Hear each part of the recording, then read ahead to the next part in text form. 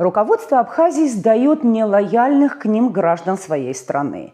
И это мнение не голословно. Мы помним, как проходили выборы президента в 2025 году. Вовлеченность иностранного государства в выборный процесс Абхазии оппозиция тогда не пресекла. И как следствие, выборы в местное самоуправление проходили по российским методичкам с широким привлечением политтехнологов. Они диктовали условия, они находились на участках, они формировали избирательные списки, они осуществляли информационную поддержку лояльных к власти кандидатов. Начнем. Представьтесь, пожалуйста. Маркосян Роберт Ваганович. Место, округа и номер. Знаете свой? Нет. Место Нага, село Нага, Курлипский район. Поймите. Знаешь что, брат, мне все знают, что я воевал. Я бегал 24 часа. Мне за это мне сюда ставят. Просто у нас же тоже свои задачи есть, которые нам президент поручает. Мы будем печатать ваши буклеты. И потом кто будет смотреть? Жители. Не только ваши. Тут мы будем по всему Гулрыбскому району распространять буклеты каждого кандидата, их 15. И у каждого кандидата будет свой буклет команды Абхазии. Это очень важно, у нас работа такая. Так, ну начнем, в принципе. Фамилия, имя, отчество? Так, Мартиросян Армен Русланович. Место, округа и номер, по которому вы баллотируетесь. Место округа именно веду. Ну, название. Это село Цкб. Номер? Номер округа? Да. Сейчас его точно. Лех, какой номер округа? Номер округа. Я проясню, просто чем быстрее вы дадите эти данные, Да. Чтобы там уже тем полностью. быстрее мы будем печатать Я понял. вот эти вот буклеты, газеты, Да. чтобы как раз поднимать рейтинг ваш, чтобы помогать вам на выборах. Это очень важно. Тогда реакция гражданских активистов выразилась в ряде заявлений. Так, общественно-политическая организация Айтгылара, столкнувшись с присутствием российских политтехнологов в избирательных комиссиях, призвала власть обратить внимание на вмешательство во внутриполитические процессы представителей иностранного государства. Однако прокуратура, МВД и другие правоохранительные органы проигнорировали эти заявления. Абадра Гунба и его окружение фестивалили по стране и за ее пределами. 5 ноября 2025 года группа гражданских активистов пришла в офис Абхазского вестника, который возглавляет советник президента, заместитель руководителя провластной партии «Единая Абхазия» Ахрасмыр. О визите активистов в офис Абхазского вестника депутат парламента Кан Кварчия поставил в известность силовиков. В офисе шла кипучая избирательная деятельность под руководством Ивана Ревы, Павла Тимофеева и Дмитрия Будыкина. Никого из граждан Абхазии в офисе не было.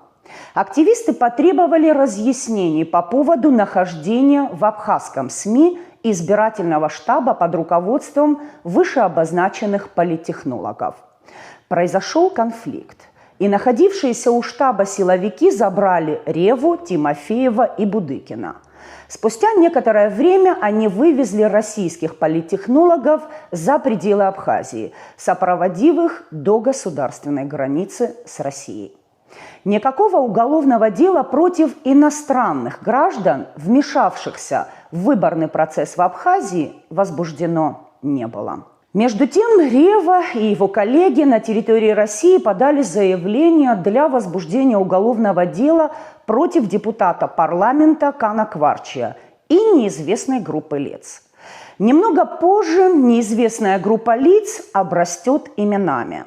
Российские политтехнологи обвинят абхазских активистов в избиении, воровстве, а следственные органы России квалифицируют данное дело как разбой группой лиц по сговору и направят в следственные органы Абхазии поручение на проведение следственных мероприятий, которое, кстати, все еще находится у нас в МВД. В необычном для абхазского правосудия темпе к участникам гражданской акции была применена мера пресечения в виде домашнего ареста. Абхазское правосудие не задалось вопросом о доказательной базе, в частности, о факте незаконной деятельности и вмешательстве во внутренние дела Абхазии иностранцев, в наличии и происхождении денег у российских политтехнологов, в происхождении и финансировании абхазского вестника и так далее. Более того, основой для возбуждения уголовного дела стали показания российских граждан,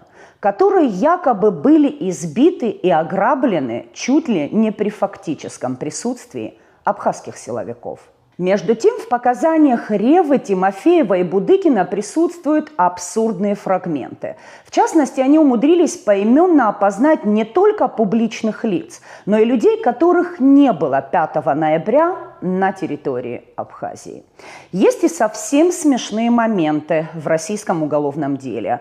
Господа политтехнологи, столь живописно описывая избиение себя и своих коллег, представили депутата Кана Кварчия как минимум Брюсом Ли, совершавшим невероятные приемы карате. Вот одна из цитат. «Я сидел, когда Кан Кварчия наносил мне удары по голове ногами». Не менее интересные выводы, которые делают абхазские милиционеры. Так, начальник Сухумского уголовного розыска Альфред Нормания, которого мы все помним по героическому избиению подростка и другим подвигам, и начальник столичного следствия Батал Ломия в своих рапортах о результатах оперативно-розыскной деятельности, составленных на следующий день после происшествия, утверждают, что депутат парламента Кан Кварчия избил Реву, а неустановленное лицо угрожало тому же Ивану пистолетом.